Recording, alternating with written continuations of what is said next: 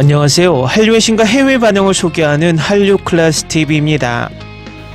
오늘은 영화 호프가 박스오피스를 질주 중이다라는 소식을 전해드리고 어제 첫날 35개국 탑10, 2개국 1위에 오른 동궁의 프랑스 시청자 반응까지 살펴보겠습니다. 영화진흥위원회 영화관 입장권 통합 전산망에 따르면 호프는 지난 18일 51만 1883명의 선택을 받으며 누적 173만 2394명을 기록했습니다. 특히 연휴인 지난 17일부터 1일 관객수 50만 명대를 유지하고 있는 만큼 오늘 내 누적 200만 관객을 돌파하는 것은 확실시됩니다.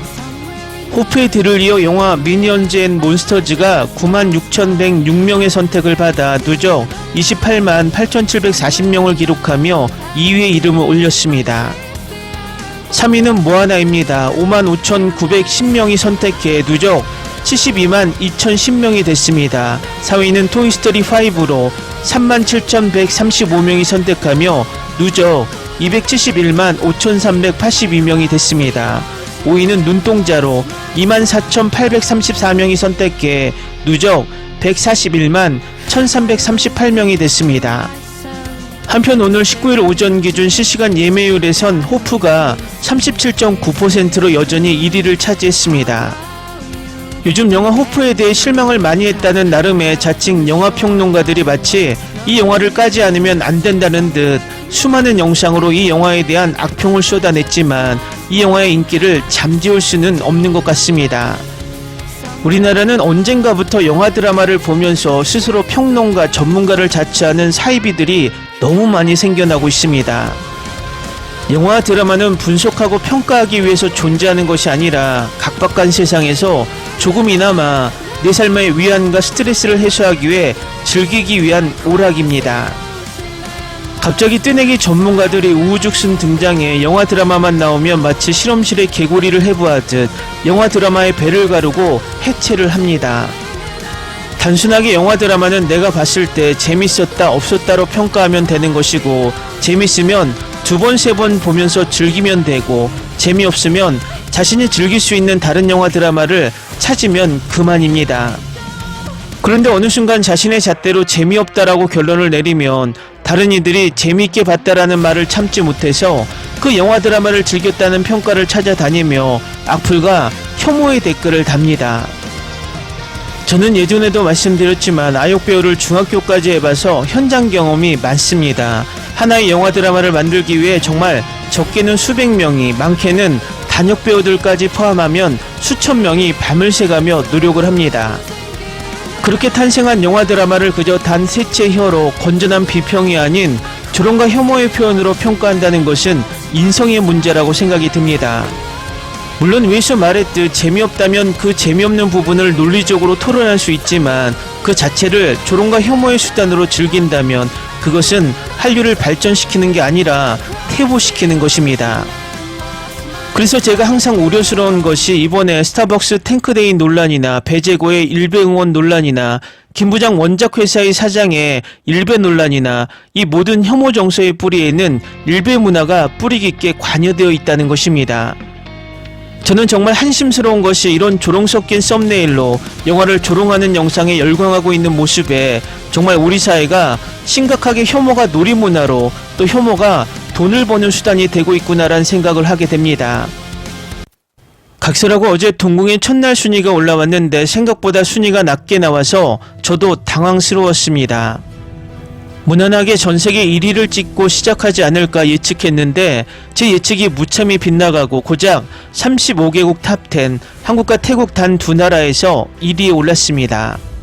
일단 이 순위는 이 드라마가 17일 오후 5시에 올라왔기 때문에 자정까지 총 7시간의 시청시간의 뷰로 순위가 정해졌고 상대적으로 다른 드라마들은 24시간 시청시간으로 뷰 순위에 합산된 것이라 첫날 순위는 불리합니다. 내일 올라오는 순위를 더 지켜봐야 이 드라마의 확실한 순위를 알 수 있을 것 같습니다.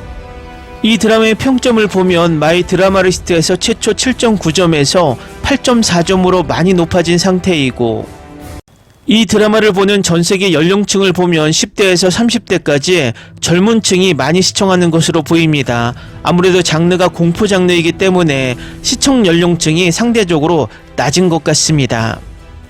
IMDb 평점에서는 지난번 드라마 초기에는 평점이 7.2점이었지만 점차 시청자가 늘면서 7.7점으로 평점이 상승하고 있습니다.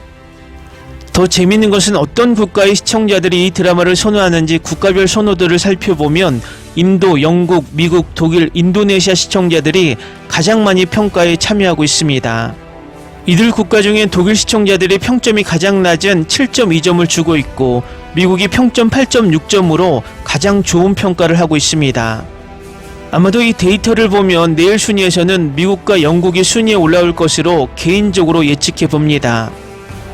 프랑스도 이 드라마에 관심이 많은지 여러 리뷰 기사들이 올라오고 있고 그 기사에 댓글도 달리고 있습니다. 리뷰 기사에 달린 댓글 2개만 살펴보면 이 이야기에 대해서는 사람마다 의견이 다르겠지만 제 생각은 이렇습니다. 작중에서 권력에 대한 탐욕이 때로는 인간을 영혼보다 더 악하게 만든다는 느낌을 받았습니다. 배우들의 연기는 늘 그렇듯 아주 훌륭했고 8부작으로도 충분했던 것 같아요. 후속편이 나올지 안 나올지는 모르겠지만요.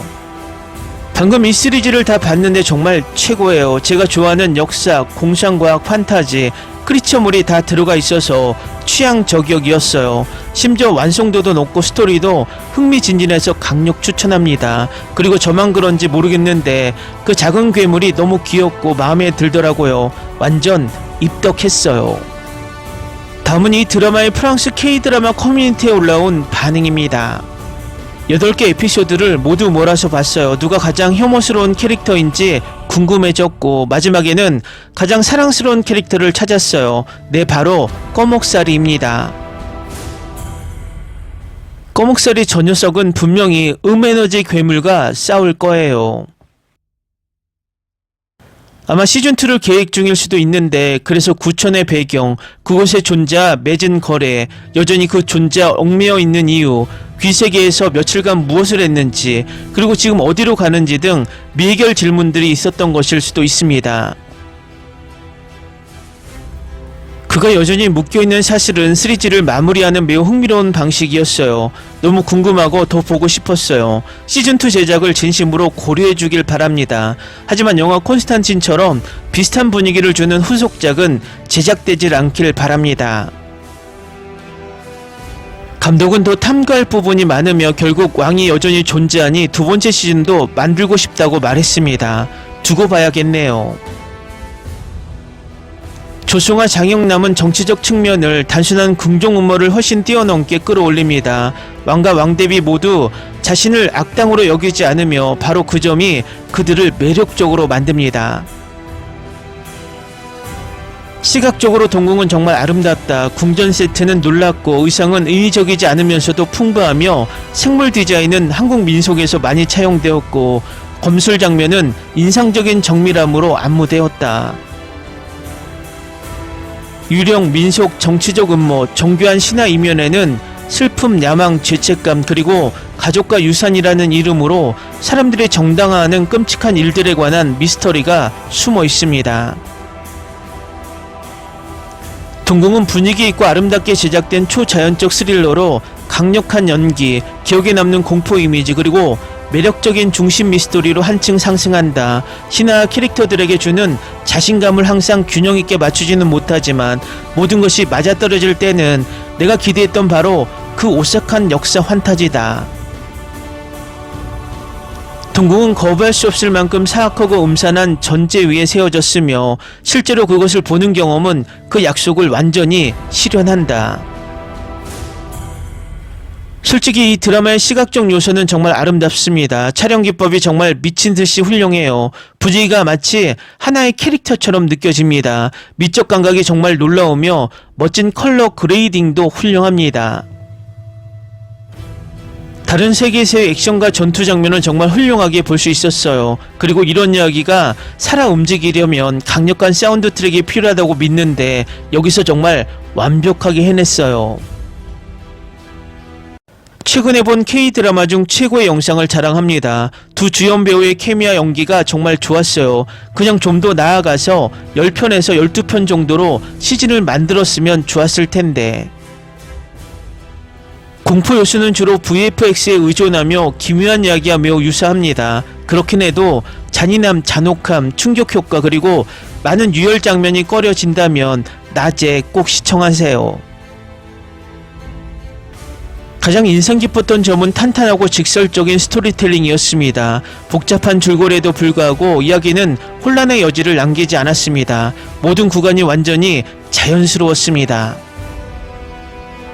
주요 인물들은 정말 호감이 갔어요. 특히 여성 주인공이 얼마나 용감하고 유능한지 정말 인상적이었어요. 대부분의 드라마에서 여주인공은 도우려하지만 결국 골칫거리가 되고 여기서 그녀는 진정한 자산이었습니다.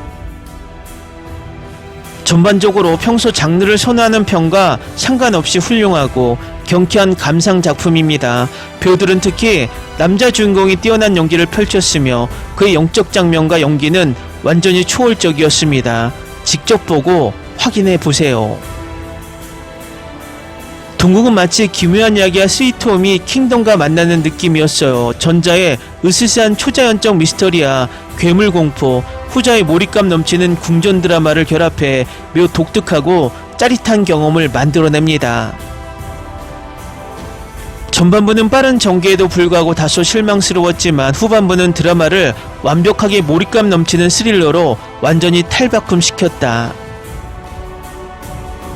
재미있게도 나를 가장 무섭게 하는 것은 유령이나 초자연적 존재가 아니라 권력과 왕자를 위해 어떤 일도 서슴지 않는 인간들, 특히 왕실 가족이었다. 드라마에서 또 다른 인상 깊었던 점은 세계관 구축이었습니다. 이 작품은 인간이 거주하는 세계와 유령, 영혼, 초자연적 존재, 그리고 귀의 영역으로 알려진 강력한 존재들이 거주하는 두 개의 평행 세계를 설정했습니다. 이 컨셉이 정말 마음에 들었어요. 댓글 반응 잘 보셨나요? 프랑스도 반응이 꽤 올라오는 것을 보면 이 드라마의 내일 프랑스 순위도 궁금해집니다. 위에서 보셨듯 이 드라마는 시청자가 늘수록 평점이 점점 올라가는 분위기라 앞으로 순위도 계속 치고 올라갈 듯 보입니다.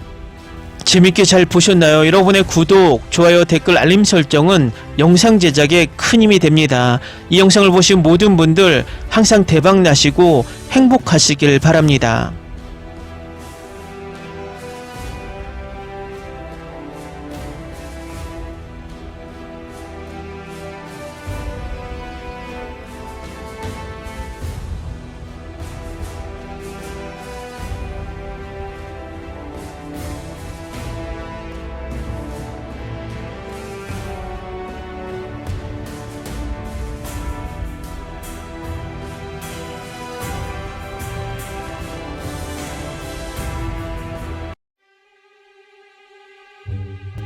Ni se te ocurra.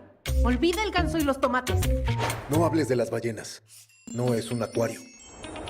No actúes como tonta. Que eras una genio. ¿Sí? No vayas a presumir, a la gente no le gusta eso. Y no digas cosas sin sentido. Y bueno, ¿terminamos? Hasta pronto.